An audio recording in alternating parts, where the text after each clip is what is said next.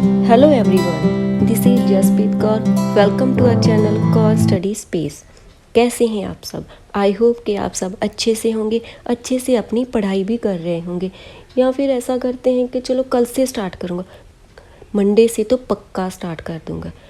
कोई बात नहीं, नहीं हुआ मंडे से तो 1 तारीख से तो डेफिनेटली मैंने स्टार्ट करना है, फिर कंटिन्यू स्टडी करनी है और फिर टाइम निकल जाता है। अगर आपके साथ भी ऐसा ही होता है तो आपको भी हो गई है हैबिट प्रोक्रेस्टिनेशन की, आपको भी हैबिट हो गई है अपने काम को, अपने इम्पॉर्टेंट काम को डिले करने की।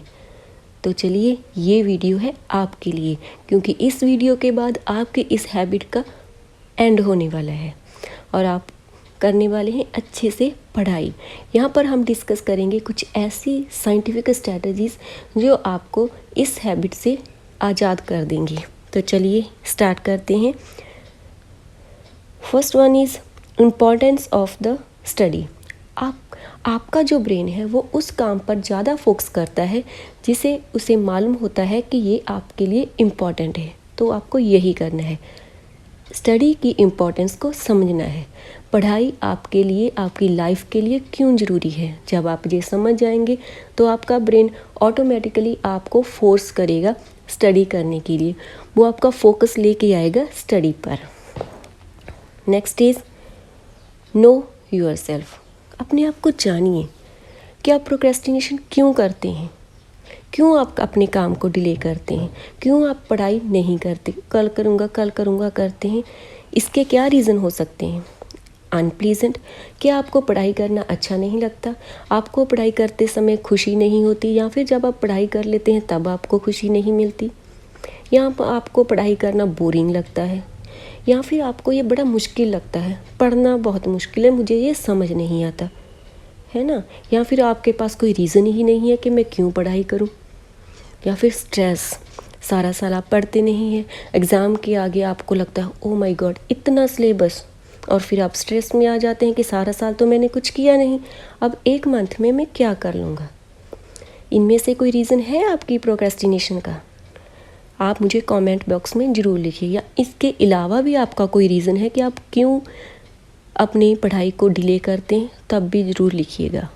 एक तो पहला क्या हो गया, आपको जानना है कि आप ऐसा क्यों करते हैं। दूसरा, नो योर प्रोडक्टिव टाइम। आपको क्या करना है, आपको देखना है कि दिन के किस टाइम पर आप सबसे ज़्यादा प्रोडक्टिव होते हैं, कब आप सबसे ज़्यादा फ्रेश फील करते हैं, और जो भी काम तब शुरू करते हैं और चुटकियों में कर देते हैं। उस टाइम को आपको समझना है और उसी टाइम का फ़ायदा उठा के आपको स्टडी करनी है, ठीक है। तभी आपको स्टडी करनी है। वो सुबह का टाइम हो सकता है, इवनिंग का हो सकता है, या फिर नाइट में। Next one is check list और टू डू लिस्ट। आपको एक चेक लिस्ट प्रिपेयर करनी है। सुबह उठते ही सबसे पहले आपको क्या करना है, आपने लिखना है कि आपने आज कौन सी स्टडी करनी है, कौन से सब्जेक्ट पढ़ने हैं। 3 बहुत हैं, ठीक है। आप अपने गोल्स को स्मॉल रखिए। ऐसा नहीं है कि आपने लिख दिया आज मुझे साइंस का सारा चैप्टर करना है। नो, कैसे, आज मुझे साइंस की लॉन्ग क्वेश्चन आंसर लर्न करने हैं। 3 हो सकते हैं, 4 हो सकते हैं। मैथ की एक एक्सरसाइज करनी है, या फिर इंग्लिश का एक ऐसे करना है। अगर आपके गोल स्मॉल होंगे तो आपको उसे करने में खुशी होगी जब वो कंप्लीट होंगे। हो सके तो आप टाइम भी असाइन कर दें कि इतने टाइम में आप ये पूरा करें। Break down the task into small chunks. आपने क्या करना है, जो भी आपने टू डू लिस्ट बनाई है, जो आपने टास्क आज का गोल डिसाइड कर लिया है, अब उसे स्मॉल स्मॉल चंक्स में डिवाइड कर दीजिए। आपको क्या करना है, सिर्फ 10-15 मिनट की स्टडी करनी है, या फिर आपने कहना है मुझे तो सिर्फ 1-2 क्वेश्चन लर्न करने हैं एक टाइम पे, है ना। जितने स्मॉल आपका टास्क होगा उतने ही उसे कंप्लीट करने के चांसेस ज़्यादा होंगे। जितना आप सिंपल रखेंगे, स्मॉल रखेंगे, उतने चांसेस हैं कि आप उसे कंप्लीट कर दें। ऐसे आपका ब्रेन काम करता है।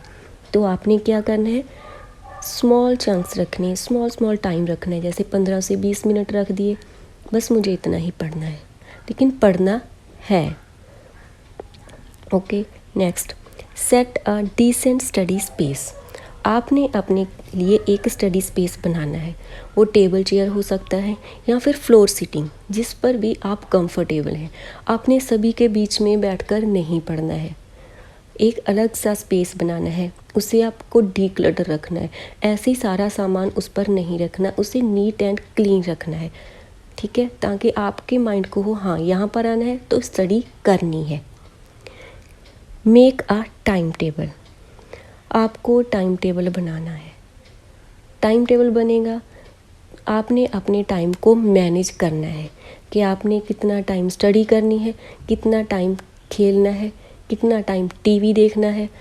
हर चीज़ का टाइम डिसाइड कीजिए। ऐसा ना हो कि आपने टाइम टेबल बनाया उसमें सिर्फ स्टडी है, नहीं, हर एक जो आपकी एक्टिविटी है आपने उसे टाइम देना है।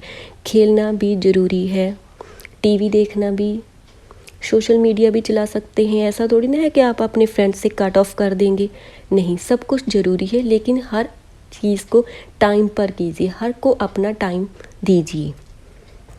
अगर टाइम टेबल बना होगा और आपने क्या करना है, जो टाइम आपने स्टडी को दे दिया, आप कुछ भी काम करने लगे हुए हों, लेकिन जब टाइम स्टडी का आता है तो एकदम से उसे छोड़ देना है। कुछ नहीं सोचना कि मैं 5 मिनट में शुरू करूँगा, 10 मिनट में, नहीं, बस उसे उसी टाइम शुरू कर देना है।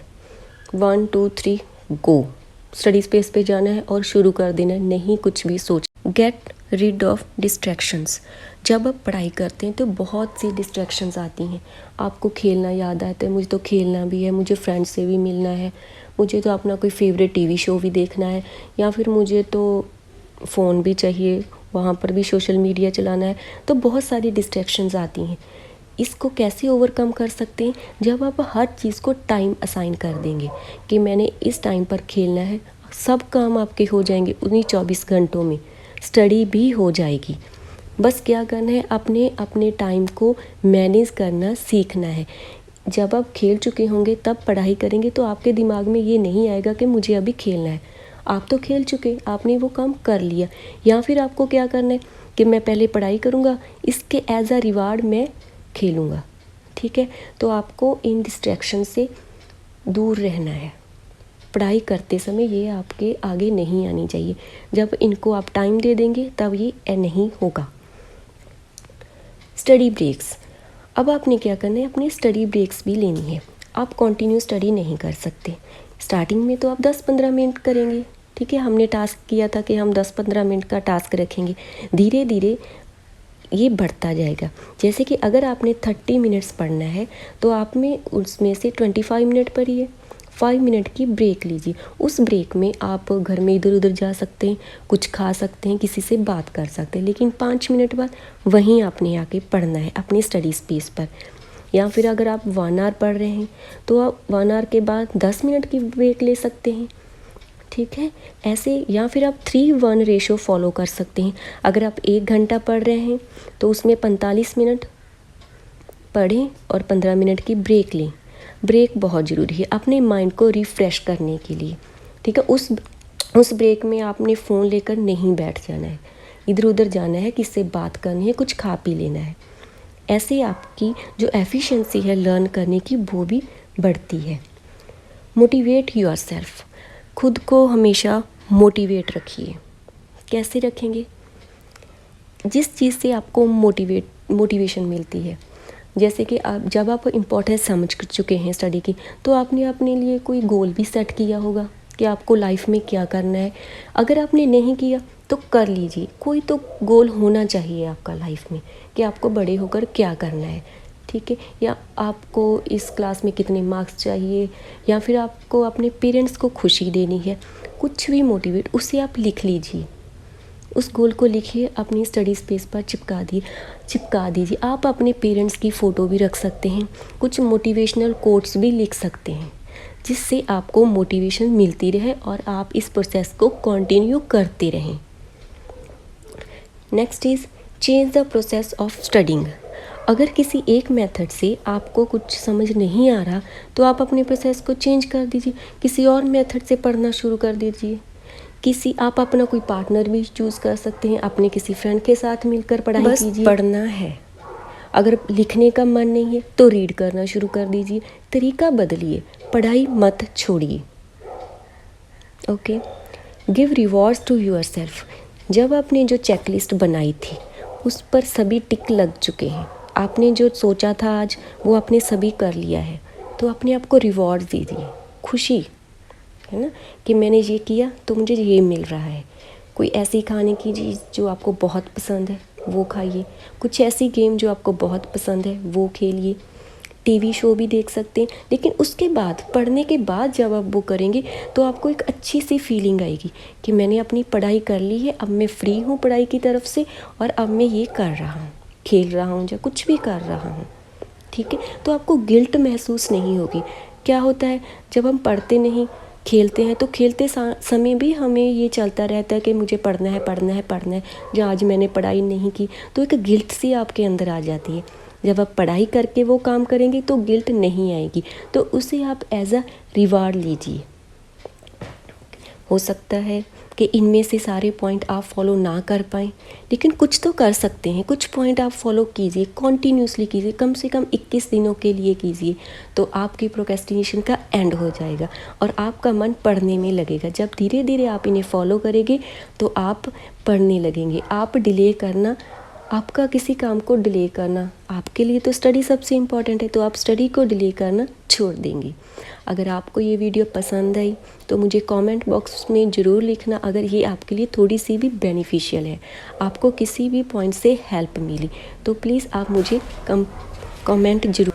मेरे चैनल को सब्सक्राइब कीजिए, बेल आइकन को दबाइए ताकि आगे आपको और नोटिफिकेशन मिलती रहे।